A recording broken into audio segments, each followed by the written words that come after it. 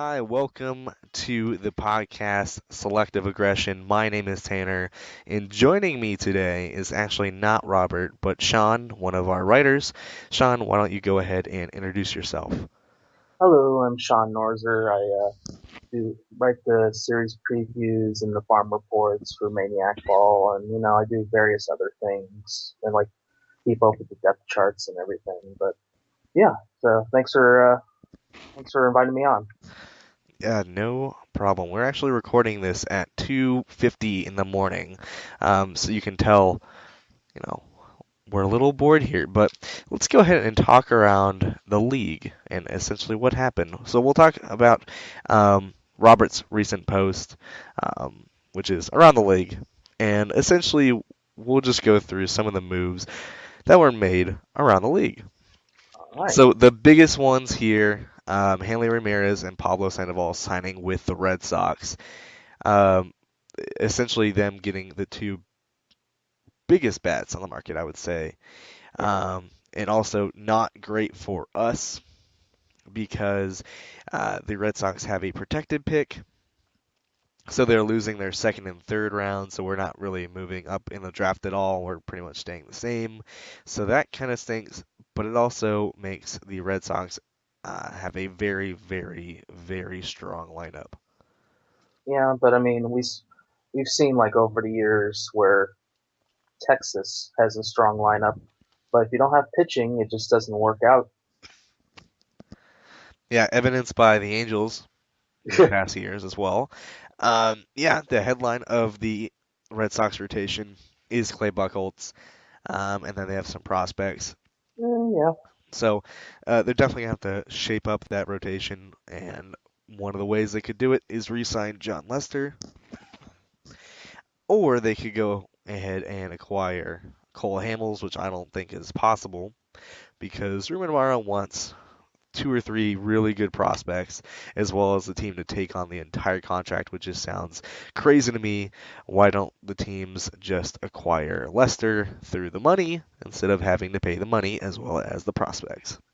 Well, I can see it as with Hamels that this offseason they're looking for prospects, and then if they don't get that, then they're going to wait until the deadline, until desperation. If they're any close, then they're probably going to try to get more like major league ready or just like kind of some just good hitters that they can do, and then maybe like a not as good prospect or a few like B prospects or something like that. Hmm. But yeah, I can't see them. I can't really see Hamels going this offseason for like this major league player for major league player. Yeah, I mean, if there is a team to pull off the trade, it would be either the Cubs or the Red Sox. Um, I mean, the Red Sox, they do have a ton of players that they're able to trade, such as Yoenis Cespedes. They have Alan Craig. They have Mookie Betts, Shane It, Victorino, yeah, Jackie Bradley Jr., Will Middlebrooks. I mean, those guys aren't going to be the headline guys, maybe Mookie Betts, but for Cole Hamels, but maybe for another player, especially with Yoenis Cespedes there. And if you saw or at least remember, the trade deadline is the majority of trades that were made were major league players and not prospects. So we could be seeing a starting pitcher go to the Red Sox for Yoenis Cespedes, Alan Craig, major league players. I could even think of just a trade right off the top of my head to Yoenis Cespedes to the Tigers for Rick Porcello. That could be a trade. Could be, could not be. Just thought of it off the top of my head. But it's something like that that could happen. no, that's definitely a good one. But just the Tigers might be a little hesitant to trade away their pitching, especially with how like the whole Fister incident, happened. Like they traded him and they didn't really get much in return, like at all. Yeah, I mean they got Lombardozzi, who was I think traded or DFA'd or something like that, like Yeah, relatively quickly after that.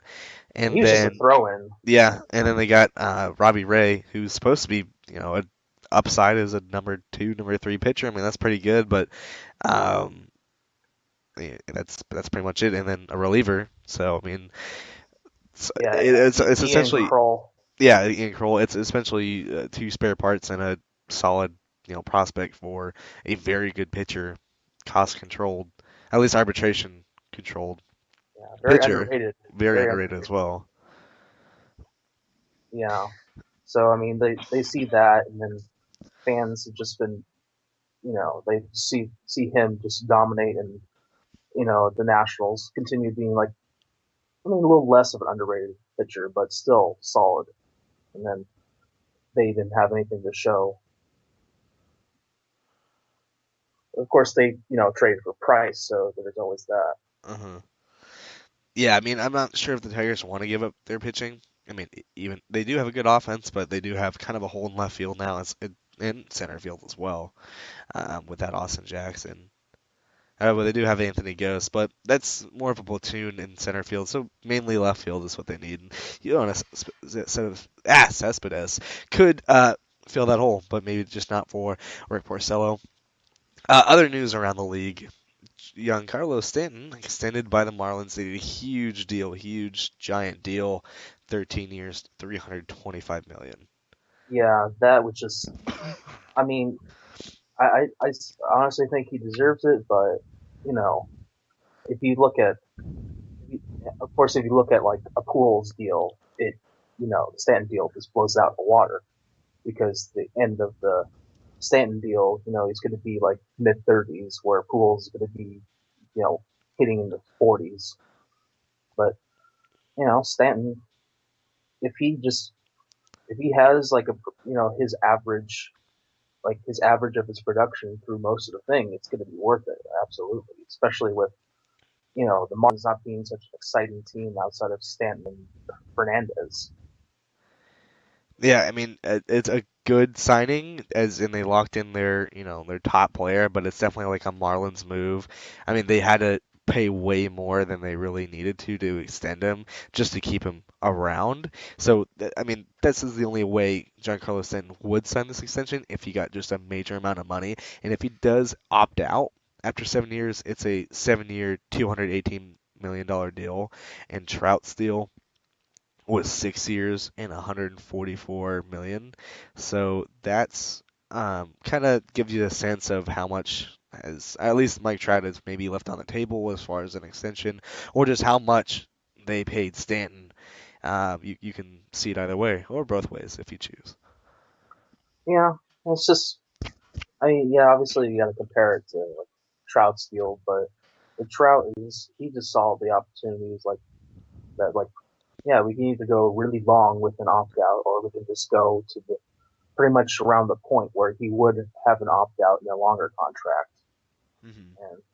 and then Stanton just that's it's just an advantage to Stanton, and since he's going to be the pretty much him and Fernandez are going to be the faces of the franchise, and it's just obviously he already had enough pressure on his side anyway.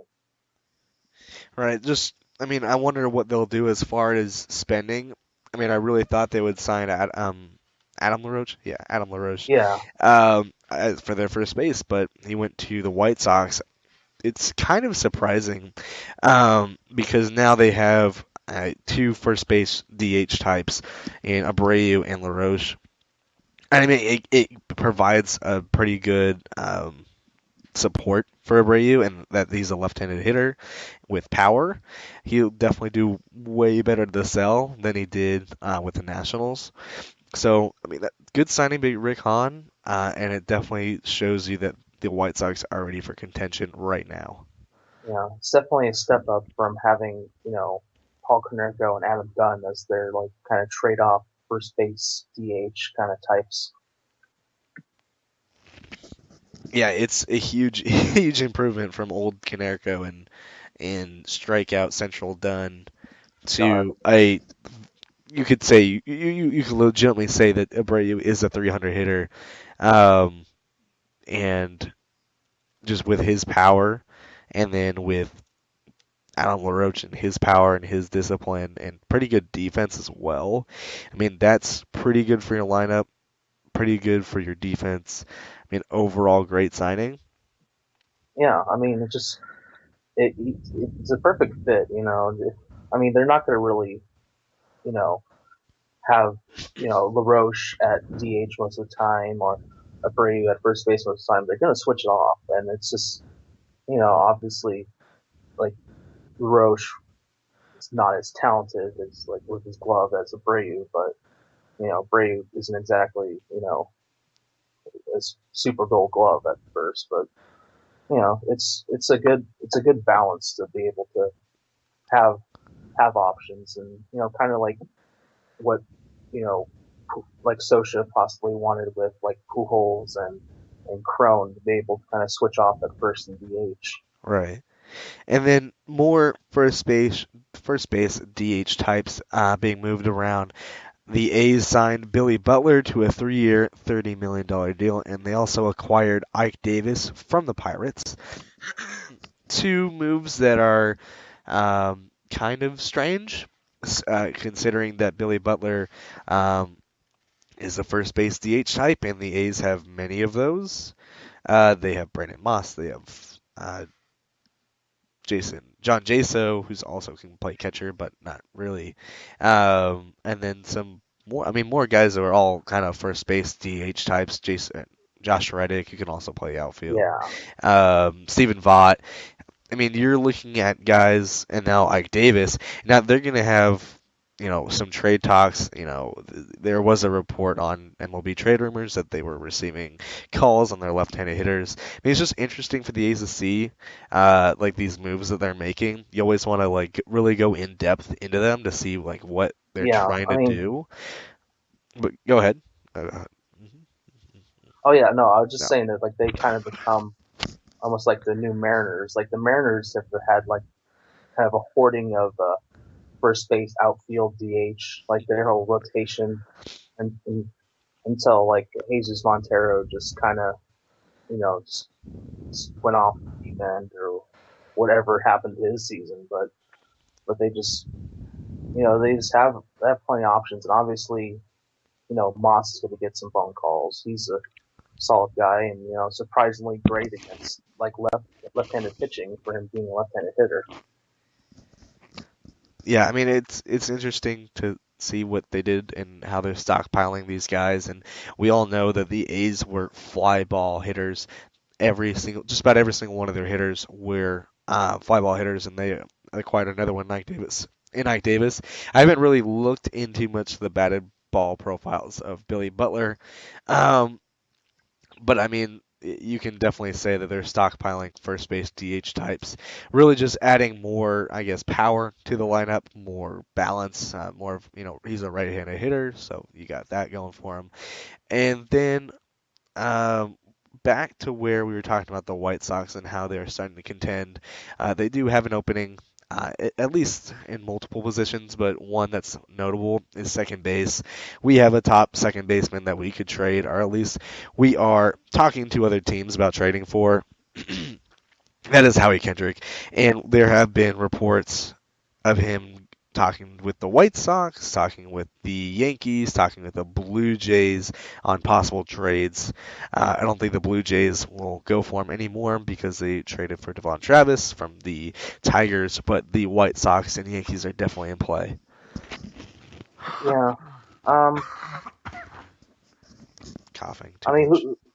what can you really expect out of like the White Sox? Like, I mean, obviously it makes sense that they would want like Kendrick, but I mean, can we really expect them to give up a good enough prospect, or is it just one of those things where like, oh, Jose Quintana, just like throwing his name out there for like the thousandth time for a trade possibility with the White Sox? Right. Yeah, I mean, last year they tried going for a one for one, Jose Quintana for Howie Kendrick, and Rick Hahn said no, not going to do that. So, and they also tried to trade for Doug Fister straight up, but Dave Dombrowski had other plans and got Kinsler instead. But I mean, some of the prospects that I would want to see the Angels require. I mean, it would be underwhelming for Kendrick to say the least, because he's definitely a huge value for the team. Yeah, But the players I would look at are shortstop Tim Anderson for the White Sox, and then one of my personal favorites, Tyler Danish, who's a right-handed pitcher, also from the White Sox.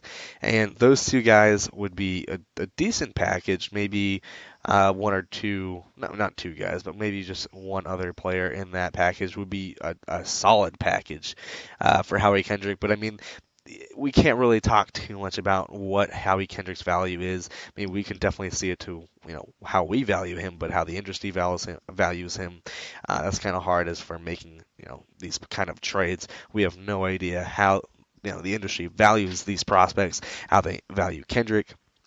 So I could be, yeah, right on target. I could be way, way, way off. But I mean, that would be a solid package I like to see from the White Sox. yeah.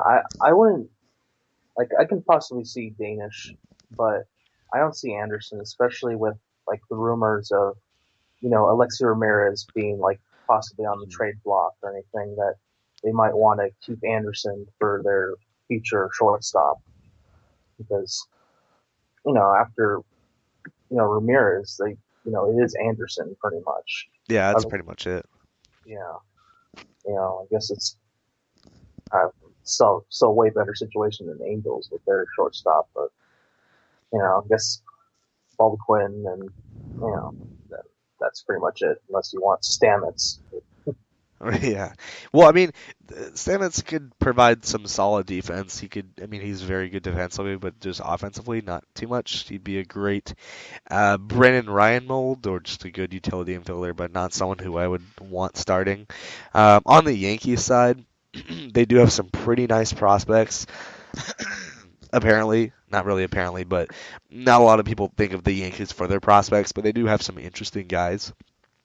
Their top guy, Luis Severino. Some guys think he's a reliever, a definite reliever. Some guys think he's a definite pitcher. He had a breakout year this year, and he looks very good. Um, be a guy that I would love to see the Angels acquire. Not too sure about their values. Aaron Judge is a pretty good outfielder. Would love to have him as an Angels future left fielder with Calhoun and right. That'd be great. Ian Clarkin, who is a left-handed pitcher, be a good acquisition if you can get him. And then I don't think the Yankees would trade him away, but their recent draft pick, Jacob Lindgren, he's a left-handed reliever and he's very, very good. He has, I think, just two pitches as a fastball and a curve. I believe that's it. But he's very dominant. He would be a Yeah, I'm looking at his stats. He almost has like two strikeouts an inning, like his average. Yeah, he dominated right out of college. And I think we went all the way up to Double A. Let me Yeah, check. yeah. He had Double A. Uh-huh. 8 games double A, but it's but like if you're like mentioning something like Aaron Judge, like I mean that'd be nice, but I wouldn't see the Angels making a trade for any prospects if they weren't like pitchers or infield prospects because outfield isn't exactly in demand at the moment. Uh-huh. You have you have players Calhoun, Trout, and Hamilton that are going to be taking up the roster for at least 3 years, 3 more years. Like all three of those. Like if there's no trade, like somehow somebody gets tricked into taking Hamilton off their hands. But yeah, Yeah, I mean those are prospects I would love to see the Angels acquire, but I mean oh yeah, at the major league level, that's not really the case. We have guys locked in for years to come. So ultimately, I don't think the Angels make a trade unless they're getting some kind of infielder prospect, some guy that can play shortstop, some guy that can play third base. Definitely shortstop though, yeah, and no, maybe a catcher, maybe not. I mean, we do have Jet Bandy. Profiles to be solid backup, maybe a starter, part-time starter, maybe a good solid catching prospect, but mainly you're gonna want to see a shortstop prospect or a starting pitcher. That's really the only way I'd see them trading Kendrick. yeah. But I mean, they're more likely going to trade a starting pitcher because that's obviously going to be more of a surplus than shortstops for the Right. Yankees, who are just kind of after Jeter, they just really are kind of scrambling at getting a plan together. Because I mean, the moment, what I mean, who they really have. It's just a bunch of like role players that are, you know, maybe like platoon at shortstop. Yeah, I mean that's the thing is that the only things that really make sense for the Angels would be with like the Nationals getting a I pitcher like Doug Fister, Jordan Zimmerman. Makes sense, kind of. I mean, ultimately, I really don't think there are any fits. I don't think he will be traded. I mean, there's a lot of nice prospects we could acquire. That'd be great, but nothing that really fits for a team that also makes our team better in the present. Because what you're gonna do is trade Kendrick and then replace him with a Grant Green or a Alex Yarbrough or maybe even a Roberto Baldequin. We have no idea what he's like. We haven't seen him, but maybe he plays second base. I have no idea. But yeah, that's you're dropping down from Kendrick to a Grant Green. Huge, huge difference in production there. yeah, but when you think about it, at second base, you can't really expect much production. And Kendrick's been producing at like pretty above average level at second base. So if you drop down to that, as long as you add like a strength and like starting pitching or the farm, it's going to be worth it in the long run. Hmm. And obviously, if Kendrick could be able to produce at the rate he did, especially when he switched the cleanup role, I mean that's going to be pretty hard hit to lineup. But it's just you know you can't really expect too much out of second base unless you have just some superstar like what Pedroia was. Yeah, I mean, I with our offense, we have a top offense, one of the best in the league, if not the best offense in the league. And the thing with trading Kendrick is I'm kind of almost scared to even trade Kendrick, just because of our offense that is, there. Because now we don't have um, Hank Conger there. I mean, he wasn't too much on the offensive side, but we're looking at a Carlos Perez or Jet Bandy. We're looking at a year older Pujols. We're looking at a year older Ionetta, a year older Freeze, a year older Hamilton.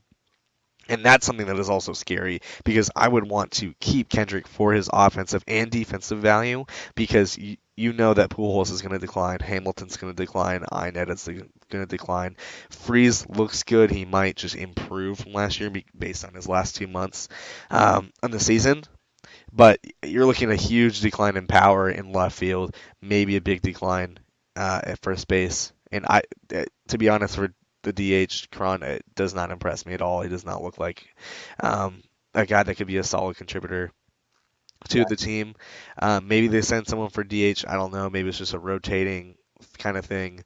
But you're looking at a not as good offense, and without Kendrick there, it kind of scares me. But not too much to the point where I would want to sign someone to play DH like a Nelson Cruz or anything like that. yeah, no, that's I mean, especially when you have guys like Pujols and Hamilton are just kind of breaking down, that you need that DH possibility open.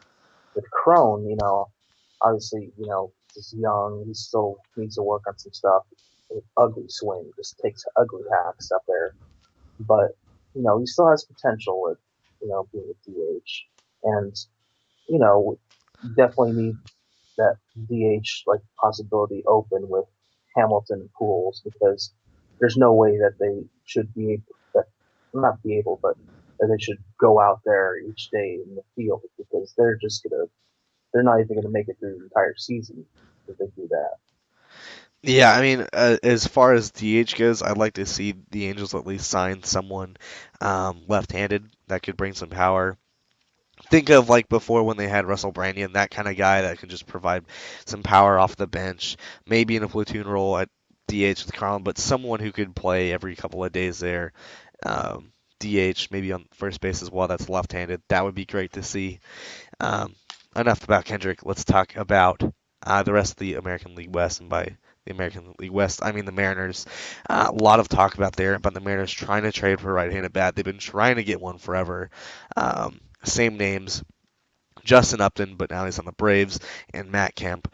I'm not too sure if they're going to get either. I know the Braves want to trade Justin Upton, but I mean someone is going to have to hit for the Braves, and they've already lost Hayward, and BJ Upton can't.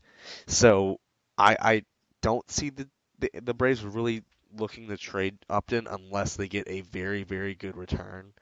It's something the Mariners could provide definitely, but maybe there's a fit there, maybe not. What do you think? Um, I honestly, I've never been a big fan of either of the Uptons. Like they've just shown in the past, like how kind of just, I don't know, just like kind of just like disrespected the game with just not giving it all. And I mean, Justin Upton's been good, but I think he's been pretty overrated over the past few seasons. And but I can see the Matt Kemp going to the Mariners because the Dodgers are just more trying to get that contract out of there. So the Mariners could see that as if they take on a little bit of money, they don't have to give up as much as they would for Justin Upton. Yeah, I mean, what I could see as far as a Dodger move, they do have a hole at shortstop now. They do have some internal options. Arizbela Rubarena, Alex Guerrero, maybe more of a second baseman. D. Gordon, more of a second baseman. Justin Turner, more of a second baseman. So that leaves, some room for maybe a Brad Miller trade, maybe a Chris Taylor trade. I mean, they do have the Mariners definitely do have pitching in their minors, and the Dodgers would definitely be interested in those pitching prospects to the point where they actually trade for them. I don't know because the rotation is pretty stacked as far as the Dodgers go, and they've been just getting a ton of depth recently with their recent trades. Maybe a trade of Mike Zunino. He's a pretty good framer, but I know the Mariners really don't have any other catchers. Uh, um, but I mean, I could see a Matt Kemp trade. Just what's as far as going over there, maybe a shortstop, maybe a pitcher. Not too sure, but I mean, sure they would eat a ton of salary to just try to not give away as many prospects as they could. Yeah, I can honestly, I'm like looking at like Mariners prospects and everything, and I can honestly see the Dodgers possibly trading for a third baseman and potentially moving Uribe over the short.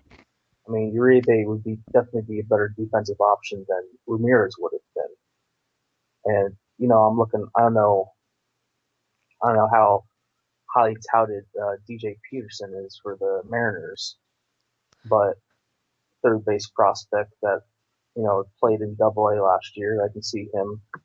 Especially he's got great power. The Dodgers may just want like just him, and then maybe like a I don't know like a pretty just like a throw-in prospect, and then just have like the money worked out to trade Kemp over there. Yeah, I mean, I think you said Aribe playing shortstop. I think you might have meant Arubarena, maybe. No, no, no, no, no, no. Uribe. I mean, he's playing third base, but he actually has played pretty good fielding third base. And I mean, they wanted the like if they can't find a good enough shortstop like play full time, then they can look at third baseman full time. And then if they just put like have all their pieces together, they can just fit it somewhere. Do you think he could play shortstop?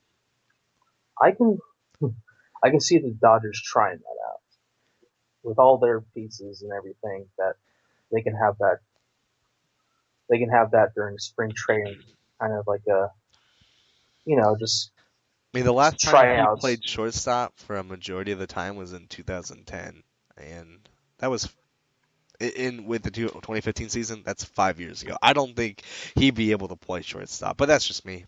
I don't I haven't really looked at his defensive ratings or anything like that. And with the Dodgers' new front office, I'm sure they will be looking at it intensively.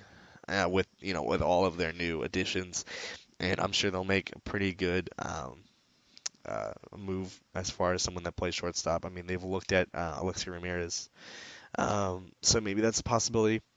But as far as the Mariners go with the Matt Kemp trade, I could see DJ Peterson being involved, and maybe a pitcher down the line.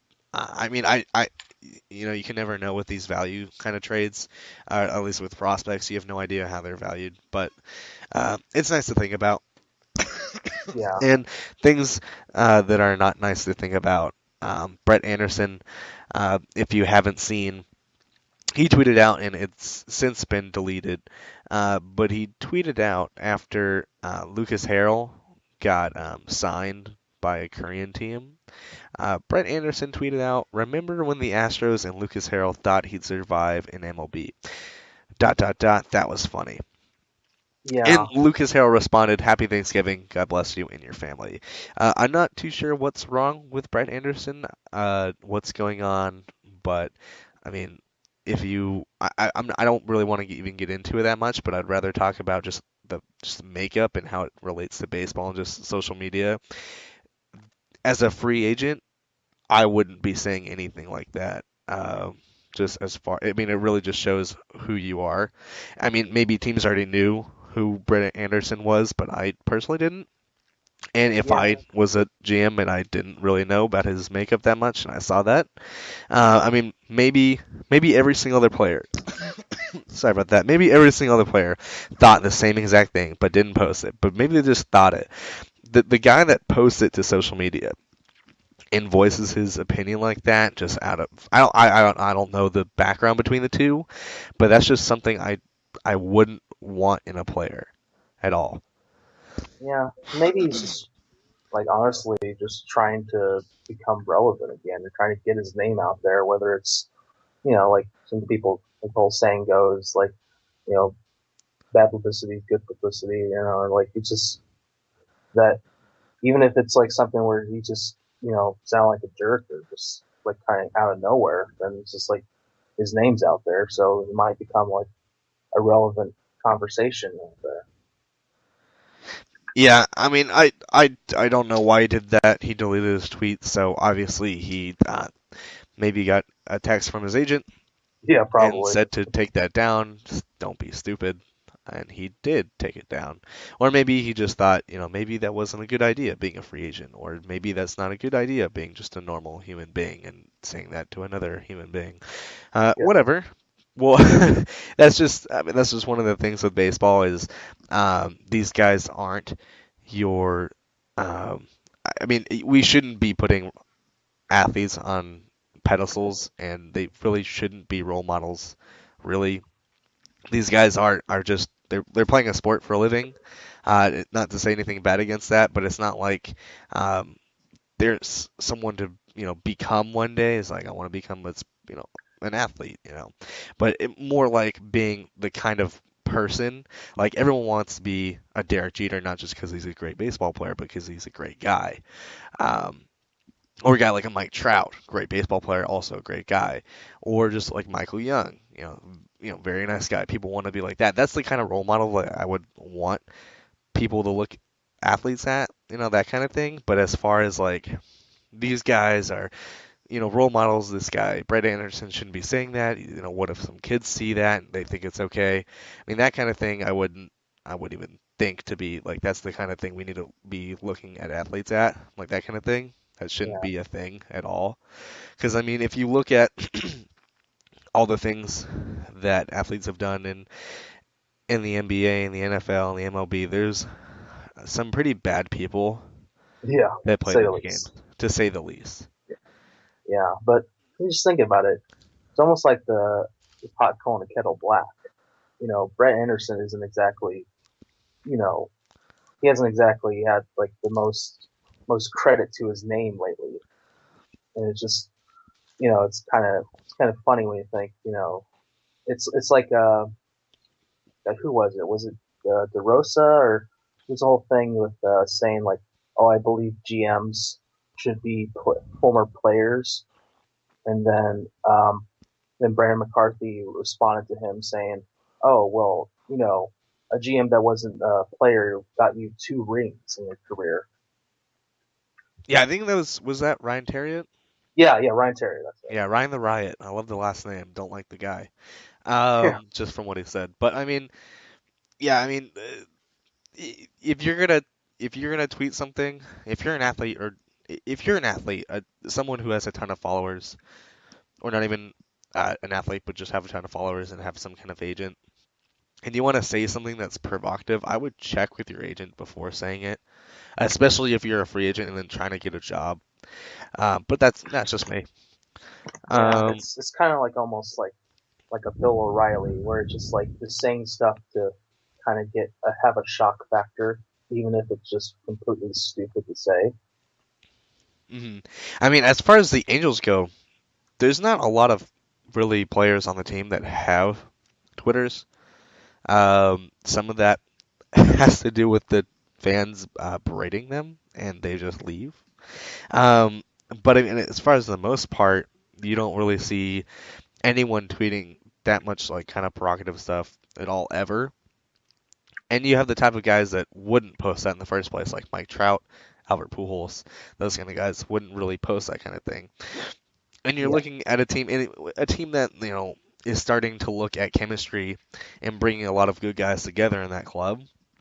Like the Raul Obania signing, um, and the John McDonald signing, those kind of things. That's the kind of thing I want to see a team doing is, looking at the positives and bringing in positive uh, energy, I guess, to the clubhouse and making a better overall team. yeah. I But mean, that's how we won in 2002. Is I mhm, mean, we had some good players, but then we had role players, and we had just like the best team chemistry that you can wish for. But now it's just like a bunch of egos. But that's why it was cool to have a guy like Luis Jimenez. It's like it's not exactly the most talented up in the majors, but like clubhouse presence is off the charts. mhm. Yeah, and then I mean that's really good to have for a team. And let's move forward and let's go. Let's talk about the Rule 5 draft. All right. Um, we protected two players, Jet Bandy and Danny Reynolds, however you want to say it, a reliever and a backup catcher. We did not, however, block, or not block, but protect Caleb Cowart, who has been struggling for the past 2 years in Double A. I mean, we've talked about this in our chat. Do we send him just to Triple A, to Salt Lake, give him some confidence in a hitter's environment? And I said, send him back to Single A, put him in Inland Empire, put him in a equally, maybe not equally as good hitting environment, but also, it's a good environment. And he's about the same age as the rest of the players, so he's not, overmatched as far as age goes. I mean, the Angels had him only hit. Is it just hit left-handed? Is that right? Yeah, they scrapped the switch hitting and then made him focus on his lesser of the two sides, but just to kind of focus on something that he would mostly be hitting from, since most pitchers are going to be right-handed. Right. And he's actually worse from the left side, so that's kind of interesting. But I mean, having him simplify his approach to the plate, that would be great. I mean, we'd love to see him eventually be a great third baseman, a great defensive third baseman with some power. He's still young. He has time to develop. I mean, I would definitely give him another year, but there's been reports of that he would be just transitioned into a pitcher. But I think those talks have been stalled until next year, or maybe, yeah, definitely next year because he was in the Arizona Fall League as a third baseman. So I'd give him another year, maybe till the middle of next year, and see what happens with that. Yeah, like if they did protect him or anything, or if nobody picks him, I can totally see like at least trying out for the first half, and then because I mean they had somewhat like a recent draft pick, I think, or no, it's like it might have been same like 2011. This guy named Michael Belaski. He was drafted as a third baseman, just like Coward. Just didn't work out. He just could not hit. And then just like the middle of like 2013, switched to the mound and did pretty well. And then last year he was actually a very underrated pitcher, like in the like low A for the Angels. And it just something like that could just be the Coward route, where it just you try to see if there's anything left. and I honestly think they should do AAA because they do single A. That's pretty much just like putting him in the aluminum bat league. It's not going to really help his progression. It's just pretty much just batting practice for him, or at least it should be. But with AAA, it can definitely help with his hitting, but also he's still going to be facing pretty good pitching, so it's still going to help him out, help him progress that way, seeing faster pitches or more effective pitches. Yeah, I mean, I wanted. I mean, he's struggled for the past 2 years, really struggled the past 2 years, and I personally would have him back to single A just because he's struggled so like mightily. I mean, I'm not too sure what he would think if he was just promoted to Triple A. I don't know what he would think in his head. Maybe he's thinking that, oh, they're giving me a chance. Maybe they see something that they like, but I'm sure they've had talks to him that they said that we need you to hit, like that kind of thing. I have no idea what they said to him. I don't know how he will think. I don't know what kind of player he is like inside of his brain. Um, but a demotion would make sense to me, and at least maybe to him, that he's been so poor the last 2 years. A demotion makes sense, and he'll be in a good hitting environment. But I mean, as far as Cowher goes forward, he's 22, about to be 23, I believe, soon. I think maybe 23 in June.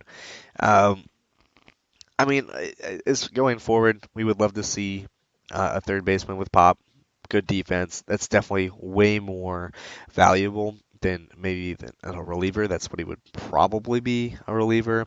Um, but I'm sure he'll get stretched out into a starter if he goes, but that would take even more developmental time. You're developing a fastball, you're developing a changeup, a curveball, a slider, multiple pitches, whereas a reliever would take a shorter amount of time because you're focusing just on two pitches coming out of the stretch. So that would be quicker to the majors. But I mean, I would love to see him as a third baseman, but we'll give him another year, and if it doesn't work out, it doesn't work out. Yeah, I mean, honestly, I would have, even though I've been on board with switching into a pitcher, I would have liked them to see them protect him, especially because if he does get selected, then it's just like, well, there's a guy with a pretty good amount of potential still with his age, just being selected for 50,000, or he can even be selected in the AAA phase because he hasn't even played above AA, so he'd be eligible for like two phases of Rule 5 draft. Hmm. So I mean, it could just be would a team like just it's not even much of a gamble to try him out at AAA. I mean, they don't have to select them in the majors and try to have them start or just come off the bench. Yeah, I mean, as far as other teams go, they would have to really, really like the player in the first place, really have to like Howard, and see that there is a mechanical flaw that the Angels are missing that they could correct. Maybe they have a very good coach who can correct that kind of mechanical flaw, or maybe it's just how he approaches his at bats, and maybe they have a coach that's really good at that. We don't know what the teams have or how good their coaches are, or what they are good at doing. I don't think he'll be selected, and I believe the Angels have 40 guys in there, 40 man right now. Is that right? Yeah, I just checked it. It is 40. It's so, but I still don't understand why Yoselin Herrera is still on there. Is that they're probably just saving that in case they have to add somebody or anything. Just that's somebody that they may be looking at. Okay, maybe he can be a bullpen guy, but if not, know, he can just pretty much either be outrighted or try to find some job with some minor league deal with another team. Hmm. I'm not sure if the Angels will go back to the Rule 5 draft. No teams have really done that much, and if they have in the recent times, they haven't turned out to be that great. Um, but I don't know. Maybe something happens. Someone gets DFA'd, and we open up a spot, and we get someone through the Rule 5 draft. Someone minor. I'm not too sure, but I mean, there's not much to do with the Rule 5 draft anymore. Um, Last thing we'll talk about very quickly. Roth is a free agent. I have no idea how he's lasted this long, and Yeah, not even not even Major League Baseball, but minor league baseball and professional baseball and all of itself. I mean, crafty lefties, man. They just stick around. He throws 80. Yeah. Well, I mean, crafts come at different shapes and sizes and speeds. But yeah, I don't I, I understand it. I know I've defended him in the past, and I've since yet um, you know apologized for that. But it's one of the guys. If he has a certain hot streak, he can just be enticing. But yeah, with his mechanics and his stuff, it's he's just looking to be maybe a loogie at best in the majors, possibly like long relief since he can be able to pitch multiple innings. But yeah, his future as a starter is definitely not really there. I mean, I would love to watch a double A game in which Roth pitches. Um, I mean, the guy, I mean, I understand he changes, he's a crafty lefty. He'll change speeds, he'll change pitches. He's probably one of those guys who has two pitches but throws them eight different ways. Um, but oh my God, I would love to see just a game where he throws. I mean, he threw 77 one time in the majors, and that's just like it's not even like he throws a knuckleball. I mean, that's a fastball or a curveball. I know, uh, what is it? Brooks Baseball pitch effects labeled it like half of his pitches as changeups. Oh That's yeah, just I because they saw were that. like very low velocity. But oh well, he's a free agent. I'm not sure we'll resign him or not. I think we like him. But that's up to Jared Dipoto and what he'll do. We do have a guy like that right now in the minors, Jose Alvarez, that could do just about the same thing, if not better. Yeah, he was Detroit's minor league pitcher of the year, which similar to like Matt Shoemaker, Hmm. which is a guy that if he can just get it done, then it's good enough, and he can contribute. Especially him being a lefty, Right. being able to start and relieve that always leaves options, which is why they Angels continue to keep him on the roster when you think, oh, maybe he'll get designated for assignment or anything, but he kept with it even after being injured for so long in the minors. So obviously the Angels still have confidence in him, at least his value at the moment. All right. I'm sure he'll get a look in the majors this year, or well, next year. Anyways, I think that just about wraps it up. For another episode of Selective Aggression. Again, my name is Tanner, and thanks for joining us. Sean, do you have any final words? Just been awesome. Thank you for letting me talk, and definitely want to do something like this again. And yeah, thank you, listeners, for listening and everything. Awesome. And just if you guys don't know, Sean posts a crap ton of posts on Maniac Ball. I'm sure you've read them because the majority of the posts on the site are him. He does a ton of work, and we love him to death for having him Ah, around. shucks. Even if he does have a weird eating habit of pizza and potatoes, but we'll let that slide for now. But anyways, that is it for you guys. Thanks for listening, and have a good night, evening, morning, or afternoon whenever you're listening.